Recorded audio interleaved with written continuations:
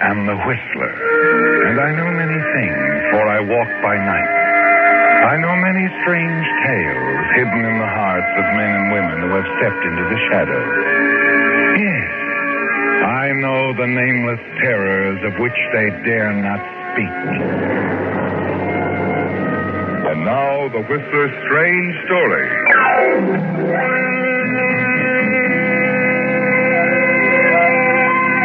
Hit and Run.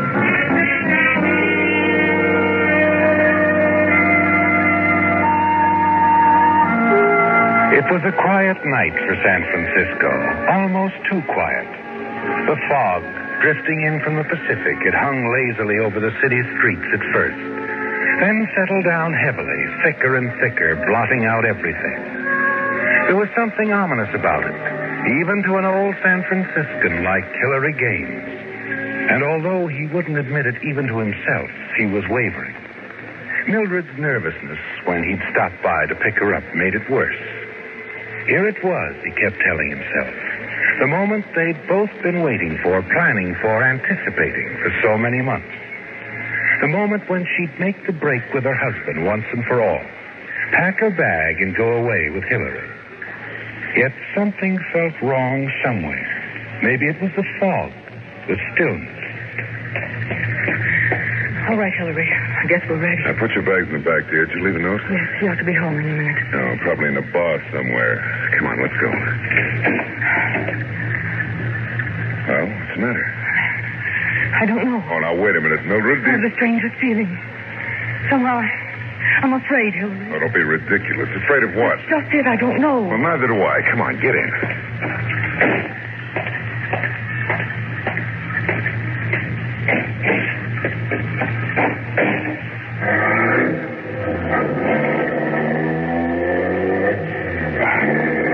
Darling, it's just nerves. You're excited. I don't know. I keep feeling something's going to happen. Well, something has happened. You've left that no-good husband of yours. You played nursemaid for 6 years, and now it's over. Yes, it's over.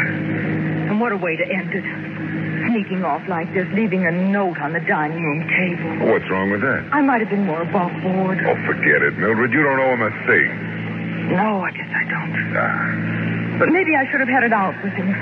Told him I was leaving and wanted a divorce. Oh. Hilary, do you think we're doing the right thing? Oh, for the love of Mike. Mildred, we've had this out a dozen times.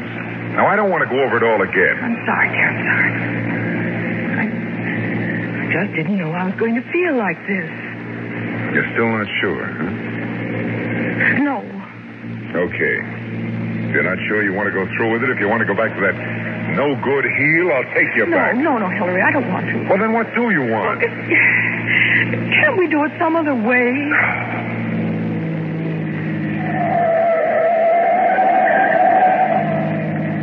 As long as you don't know what you want, You're going back? Yeah, I'm going to take you back. And if there ever is a next time, make sure you know what you want.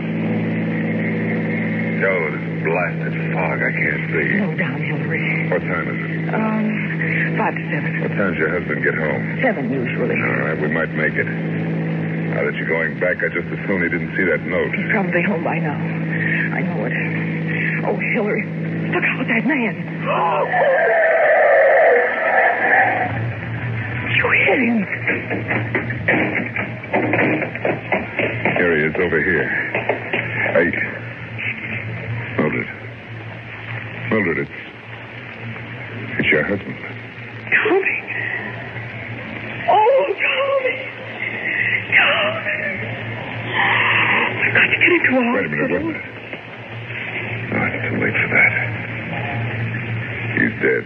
I told you there was something wrong. Oh, it's my fault, Hilary. It's my fault. Mildred. We should never have done this. Hilary. Now, quiet. Listen, Mildred, there's nothing we can do for him now. We've got to get out of here. What? People know about us, Mildred. They'll never believe it was an accident. They'll say we killed him on purpose. Come on, I'm going to take you home.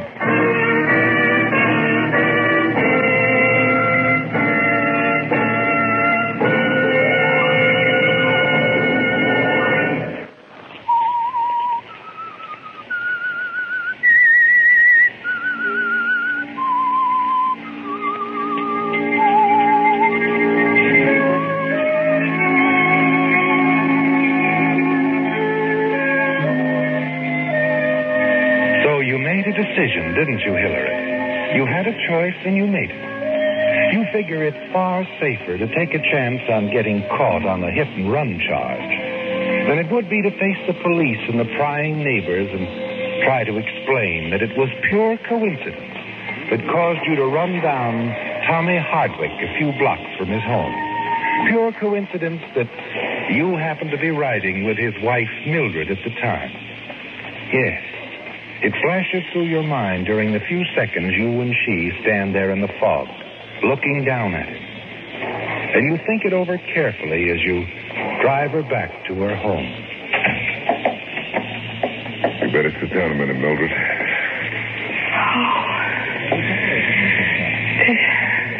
Did it really happen, Hillary? Did we do it? Is he dead? Now, take it easy, dear. It's going to be all right. Is he real? The fog, the silence, looking down at him lying in the street. Oh, Hillary. Mildred. I can't help it. What have we done? Now, listen to me, Mildred. We've got to talk. I can't think about it anymore. I said, listen to me. Please don't. Oh, I know. I'm sorry. But, darling, you may as well face it. There's only one way out. Somebody may have seen. No one saw us. Now, listen. We've got to play it straight. What? Here's what you've got to do.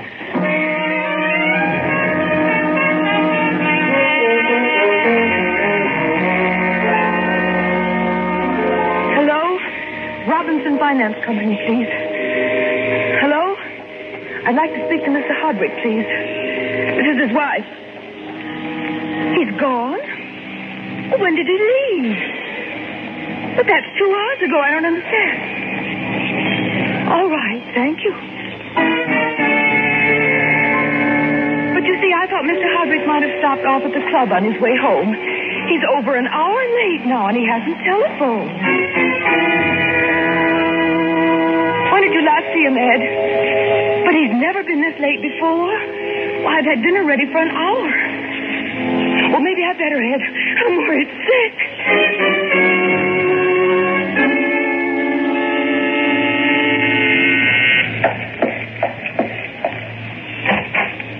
Mrs. Hardwick? Yes? Nolan, police headquarters. Oh, is something wrong? Mind if I come in? No. Please, come in. Thanks. Sit down. Thanks. What is it, Mr. Nolan? I've got a tough job, Mrs. Hardwick. Sometimes I think I ought to be in the haberdashery business or something. Well, did you come here to tell me that? No, I came to tell you that... It's Tommy, isn't it? Yeah. Something's happened to him. Can you take it? Tell me. He was killed tonight by a hit-and-run driver. Killed? Yeah, a man and a woman. What? I'm sorry, Mrs. Hardwick. Believe me, I'm not going to rest until we hook those two and throw the book at them. Did you say a man and a woman? Yeah, in a club coupe, we think. Happened about 8 blocks from here. They ran into him in the fog, stopped, got out and looked him over, and then got back in the car and drove away. Someone saw them? Yeah, 2 people saw them. A lady in the apartment on the corner heard the crash and saw them out of her window. Couldn't tell much in the fog, but she gave us something to go on anyway. What about the other one? That's what makes us think there's something haywire somewhere. The lady in the corner apartment saw the car that hit your husband pull up alongside a parked car. 2 people got out, ran back, checked the body, and then drove off. 10 seconds later, the lights in the parked car go on, and it drives off, too. Oh. Yeah, it surprised me, too. Our prize witness was still sitting in that parked car all the time, and he hasn't showed up yet. Now, but don't worry, Mrs. Hardwick. There isn't much we can do about your husband, but we're sure going to nail that guy and his girlfriend. Well, we'll make the inquest business as easy as possible for you. I'll call you tomorrow. Thank you, Mr. Nolan. Okay.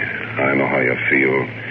If I were you, I'd call up a friend or something. It's a bum time to be alone. Thanks. Good night, Mrs. Hardwick. Good night. Hillary. I heard it all. What are we going to do? The street was wet. They probably got tires right. Sure, they know everything. Now, wait a minute. That woman in the apartment, she couldn't have seen much in the fog. What about... Yeah, I know. The guy in the parked car. How will we ever find him? Don't worry about that, baby. He's probably going to find us.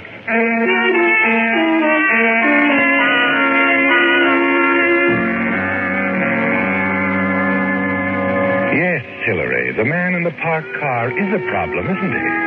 It's obvious he saw everything. He was close enough to even see your license number in the fog. Close enough to hear what you and Mildred said to each other before you drove off. For the next day or two, you can feel the sword hanging over you. And you tense yourself, waiting for it to drop. But strangely enough, nothing happens. The inquest goes off without a hitch. The woman in the apartment offers nothing in addition to her original statement. You have the dent in your fender repaired, buy 4 second-hand tires, and dispose of the ones on your car. A few more days pass, and you begin to relax a little. Perhaps the man in the parked car has reasons for keeping out of it, being involved as a material witness. Yes, maybe that's it. Then a week later, you're sitting at your desk at the office when... Yes? There's a Mr. Baldwin to see you, Mr. Gaines. Baldwin? I don't know anyone by that name. What does he want? He says it's about insurance. Oh, well, tell him I have plenty of insurance. I did. He says it's extremely... Confound it, I just told... Wait a minute. What kind of insurance? Just a moment. Accident insurance, Mr. Gaines. I see. Send him in.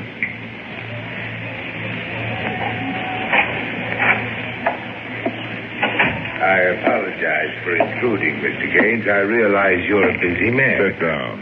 Oh, thank you. To set you straight, Mr. Baldwin, I'm already insured to the hilt. My lawyer advises me I'm covered for all possible contingencies, Of course. My card, Mr. Gaines. Oh? I've been connected for some years with the Valley Indemnity, most reliable company. I see. And in addition to the coverage the company offers, I do a little underwriting on the side. You see, although the insurance business is one of our oldest and most venerable professions, we have yet to devise a policy which covers all risks. What do you mean by that? The human factor, Mr. Gaines, is one that no one has ever been able to reduce to statistics, and consequently is a risk no company can afford to underwrite. Please, be specific. Well, you are obviously a man under pressure, Mr. Gaines. I dare say you're in need of the type of coverage I'm offering at this very moment.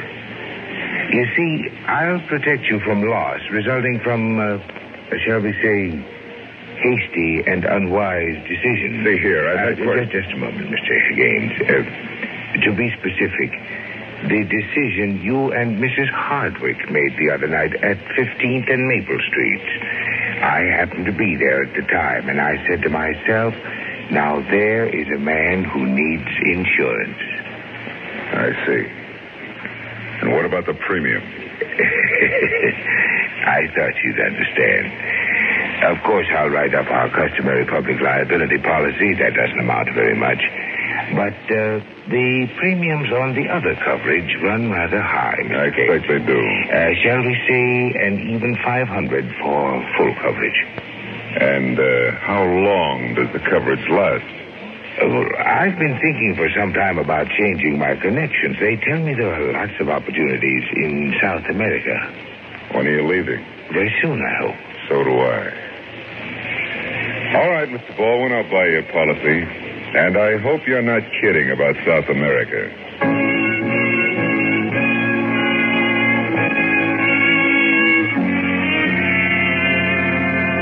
How much do you want this time? $2,000. I won't pay it. You would pay it, however, if you had my assurance that this is the last time.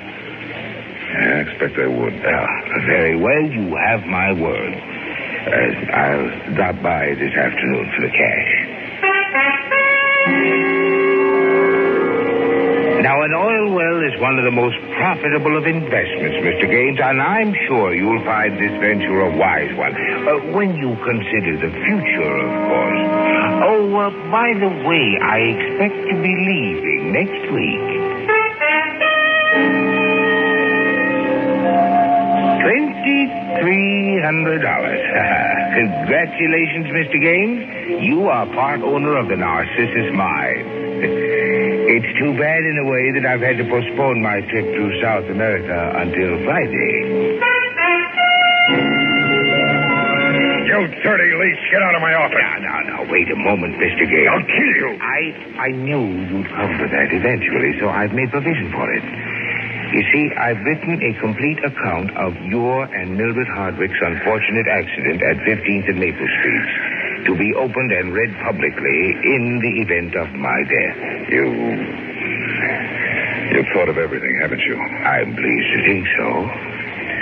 Now, I think it would be rather unwise for you to make another unfortunate decision, don't you? Especially in view of my projected trip to South America.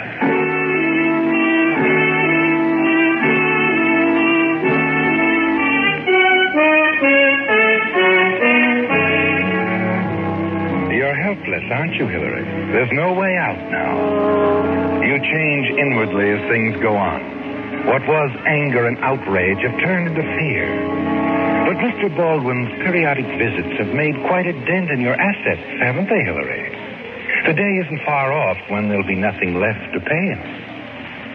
If you could only get your hands on the account he's written about the hit-and-run accident, the protection he's provided for himself.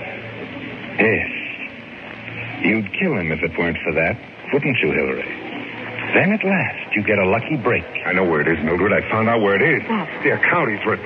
The thing that's going to be opened if he dies. Where is it? In a bank on Market Street. I saw him today and followed him. It's in a safe deposit box. I'm sure of it. Good, does that do it? All right, now, wait a minute. He keeps the key on him. I was standing in the crowd when he took it from his pocket and went into the gate. Hillary, you're not going... Never mind, Mildred. Let me make that decision.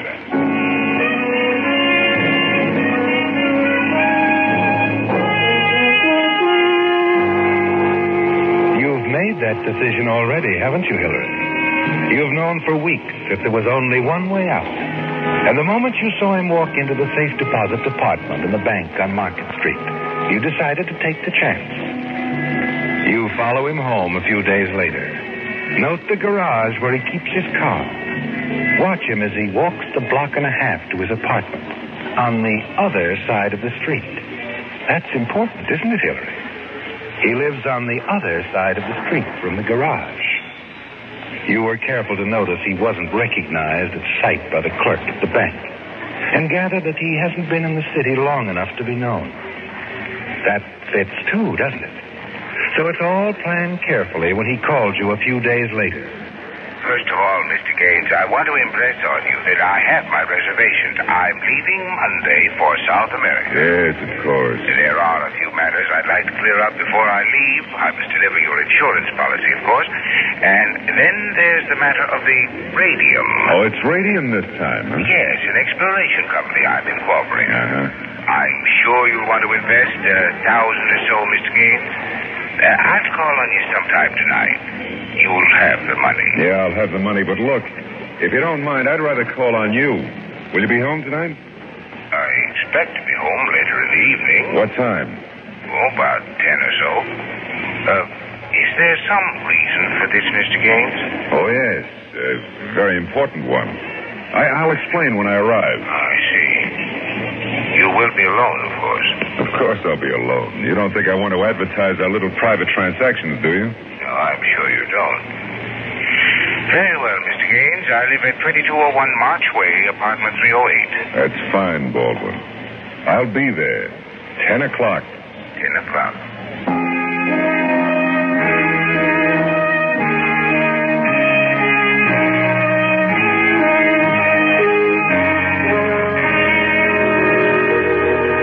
Yes, Hillary, it's all planned, isn't it? At 9 o'clock, you're sitting in the coffee shop across the street from the garage in which Mr. Baldwin leaves his car. You thank your lucky stars for the weather. The fog is rolled in again, making it difficult to see clearly more than 100 feet. Promptly at 9:45, you see his car roll into the garage entrance. 2 minutes later, you're sitting at the wheel of your car, waiting for him to come out. Suddenly, you recognize him as he comes out. The plump figure, the rolling walk. You wait until he gets halfway up the block, about to cross, and then...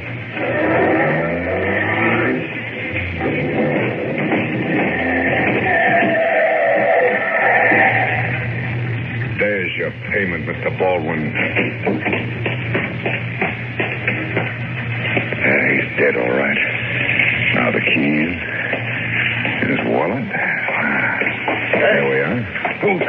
happened here? Oh, officer, I'm afraid. Let me see.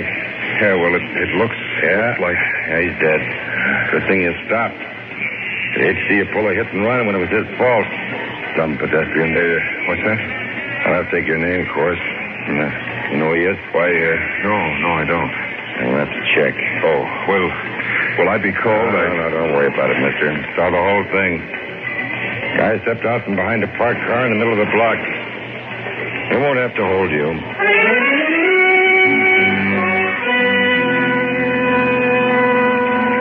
That was unexpected, wasn't it, Hillary? You can't help wondering about the unbelievable stroke of luck that night as you put Baldwin's driver's license before you and practice his signature over and over again. 10 times, 100, 1,000. Finally, you can forge his signature perfectly. You're ready now for your visit to the safe deposit box tomorrow. I'm sorry. Pardon me. I'm very sorry. Excuse me, please. Yes, sir? George Baldwin, box 1438. Yes, sir. Sign here, please. Do you have your key? Oh, yes. There you are. All right. Baldwin, 1438. Let me see. I have a note here. What? Just a moment, please. Oh.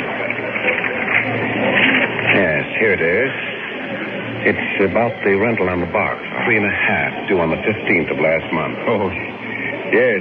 Well, it must have slipped my mind. Here you are. Thank you, sir. This way, please.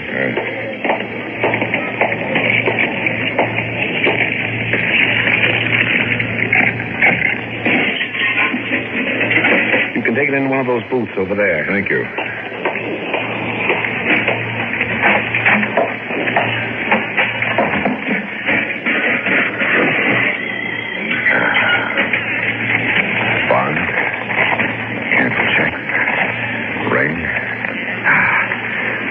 Concerned to be open in the event of my death.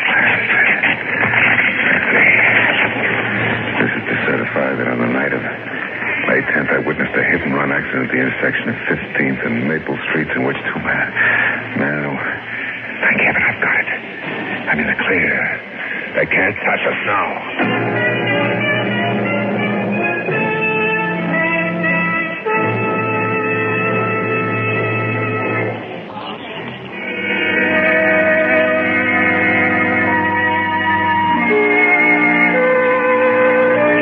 Looking up, aren't they, Hillary?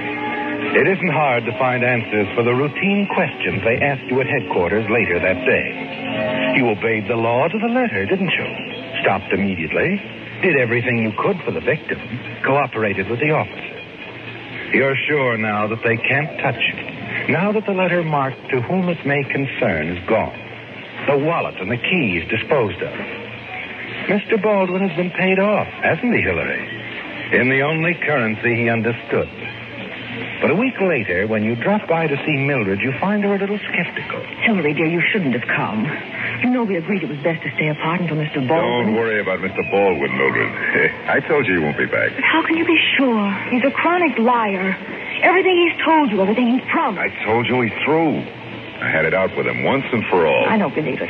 He'll be back.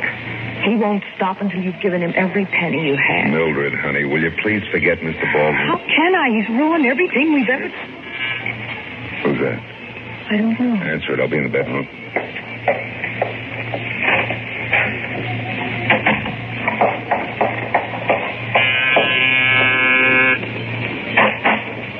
Hello, Mrs. Hardwick. Mr. Millionaire.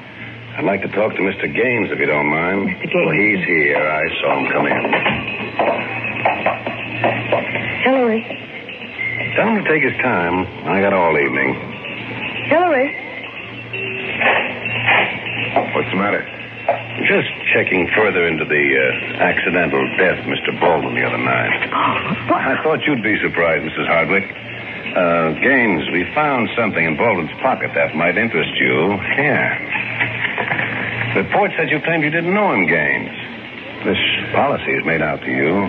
Why, I guess I didn't recognize you. Sure. Well, another funny thing. He puts his car in the public garage, locks it, walks out, gets knocked over half a block away, and his keys are gone. Somebody got to him and took them, huh? Somebody who wanted the key to a safe deposit box. Now, wait a minute. You have no right to We come in know here. it was there because there was a notice in his pocket saying payment on the box was overdue. What's that got to do with me? Oh. As a matter of fact, we checked the box and found that according to the timestamp on the bank slip, someone impersonating Baldwin visited the box. Forged Baldwin's signature. 16 hours after Baldwin was killed. Now, look, I still don't know why you think He was that shaking you down, wasn't he? Well, wasn't he? No. Of course not. We know Baldwin, Mr. Gaines. Been checking on his record during the past few months. We got a good idea he hit you for the biggest fight of all on the night he got killed. Hillary. You can't. It's not true. I talk fast to a smart lawyer, because when you add a motive like blackmail to accidental death like Baldwin's, you get first-degree murder. No. You see, a blackmailer is like a hit-and-run artist. The big bite comes just before he skips, and Baldwin was skipping. He had a ticket in his pocket, Mr. Gaines, a ticket on the next ship to South America.